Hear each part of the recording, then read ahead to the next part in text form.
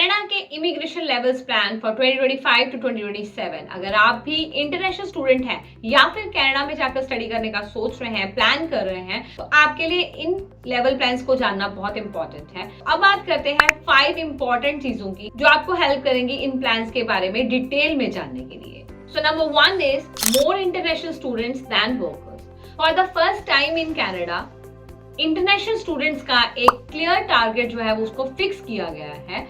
So 2025 से लेकर 2027 तक हर साल 3,05,900 इंटरनेशनल स्टूडेंट्स का वेलकम किया जाएगा। वहीं टेम्परेरी वीजा वर्कर्स का जो नंबर है उसको धीरे धीरे कम किया जाएगा, यानी कि इंटरनेशनल स्टूडेंट्स जो हैं वो आने वाले सालों में टेम्परेरी रेजिडेंट्स का एक बहुत बड़ा हिस्सा होंगे।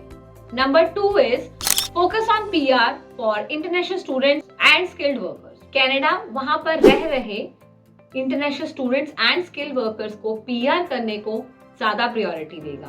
2025 में 40% से ज्यादा न्यू पीआर जो हैं वो इंटरनेशनल स्टूडेंट्स होंगे या फिर वर्क वीजा होल्डर्स होंगे, यानी कि टेम्परेरी वर्कर्स होंगे जो कि ऑलरेडी कनाडा में हैं। और इस तरीके से इंटरनेशनल स्टूडेंट्स के लिए पीआर प्रोसेस है वो सिंपल एंड ईजी रहे। Number 3 cuts to PNP. PNP में नॉमिनेट होने वाले लोगों के नंबर में काफी बड़ा कट जो है उसको करने की अनाउंसमेंट की गई है। ये एक ड्रामेटिक डिक्रीज होगा। 2025 में पीएनपी के अंडर 55,000 लोगों को नॉमिनेट किया जाएगा, जो कि अप्रोक्सीमेटली हाफ है अगर हम कंपैरिजन करें 2024 से। 2024 में 1,10,000 लोग जो थे उनको पीएनपी के अंडर जो है नॉमिनेट किया गया था, विच मीन्स कि पीएनपी के थ्रू पीआर जो है वो डिफिकल्ट हो जाएगा। इसमें चैलेंजेस फेस करने पड़ सकते हैं, स्पेशली इंटरनेशनल स्टूडेंट्स के लिए। Number 4 is greater focus on French speaking immigrants. Canada अब फ्रेंच स्पीकिंग इमिग्रेंट्स पर ज्यादा ध्यान दे रहा है। टारगेट ये है कि 2027 तक फ्रेंच स्पीकिंग जो इमिग्रेंट्स हैं वो आउटसाइड क्यूबेक 10% तक पीआर हो जाएंगे। तो अगर आप भी एक इंटरनेशनल स्टूडेंट हैं तो आप भी अपने फ्रेंच लैंग्वेज स्किल को इम्प्रूव करके अपने पीआर के चांसेस को बढ़ा सकते हैं। Number 5 is priority for in demand occupations.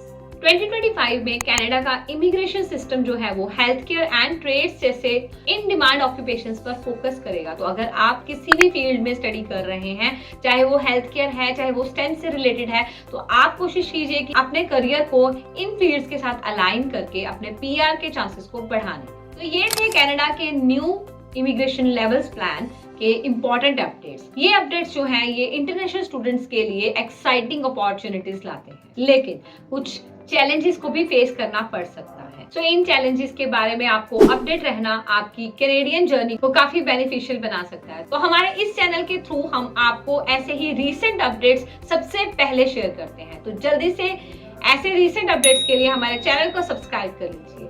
Thank you.